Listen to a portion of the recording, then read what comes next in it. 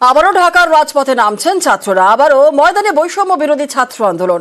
এবার তাদের দাবি বাংলাদেশের সংবিধান বদল করতে হবে, কারণ ৭২-এ তৈরি এই সংবিধান মুজিববাদী।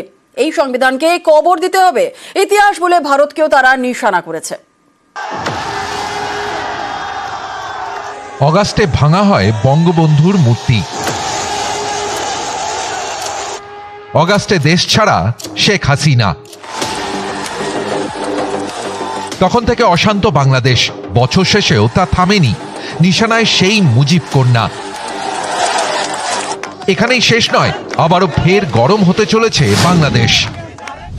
মঙ্গলবার ফের রাজপথে নামার ডাক দিয়েছেন বৈষম্য বিরোধী ছাত্র আন্দোলন সংগঠনের নেতারা। ঢাকার শহীদ মিনারে সমাবেশ।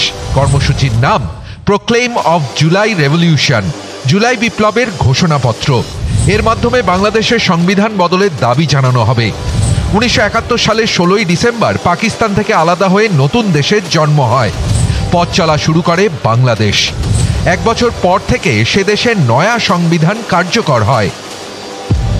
সেই সংবিধানকেই অস্বীকার করছেন বৈষম্য বিরোধী ছাত্র আন্দোলনের নেতারা। ইতিহাসকে ভুলে তাদের গলায় ভারতের বিরোধিতা। এই সংবিধানের মধ্য দিয়ে একদলীয় এক শাসন ব্যবস্থা কায়েম করা হয়েছে, বাকশালী শাসন ব্যবস্থা। পরবর্তীতে এই সংবিধানকে আওয়ামী লীগ নিজস্বভাবে আওয়ামী লীগীকরণ করেছে।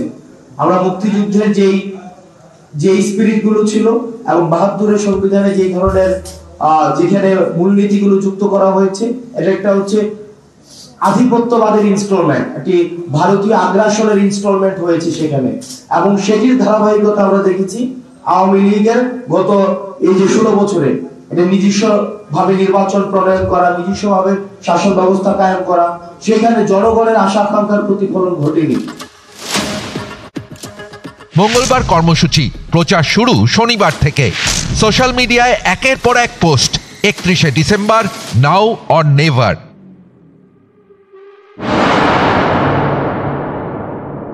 আমরা আজকে এই পর্যায়ে এসে আজকে এখানে কথা বলতে হচ্ছে, কারণ হচ্ছে আমাদের সেই ফ্যাসিস্ট প্লেসমেন্টার গুলো এখনো ষড়যন্ত্রে লিপ্ত। তারা আমাদের সচিবালয়ে আগুন লাগাচ্ছে। তারা সচিবালয়ে আগুন দিয়ে মূলত আমাদের রাষ্ট্রকে প্রশ্নবিদ্ধ করেছে, আমাদের গণঅভ্যুত্থানকে প্রশ্নবিদ্ধ করেছে।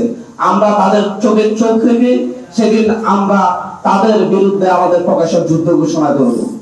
সেদিন সকলেই আসবে।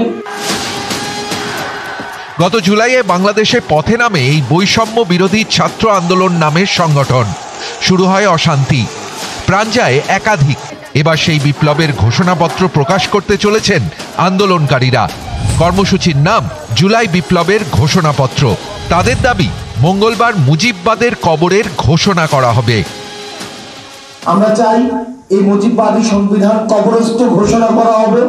যারা বড় মানুষকে মানুষ হিসেবে স্বীকৃতি না দিয়ে নির্যাতন, নিপীড়ন, গুম এবং খুন এবং হত্যার যারা রাজনীতি করেছে, যারা জনগণের বিপরীতে, আশা আকাঙ্ক্ষার বিপরীতে দাঁড়িয়েছে, আমরা প্রত্যাশা রাখছি এই জুলাই প্রোক্লেমেশন অফ জুলাই রেভলিউশনে এই নাৎসিবাদী এই দলটিকে সেখান থেকে বাংলাদেশে অপ্রাসঙ্গিক ঘোষণা করা হবে।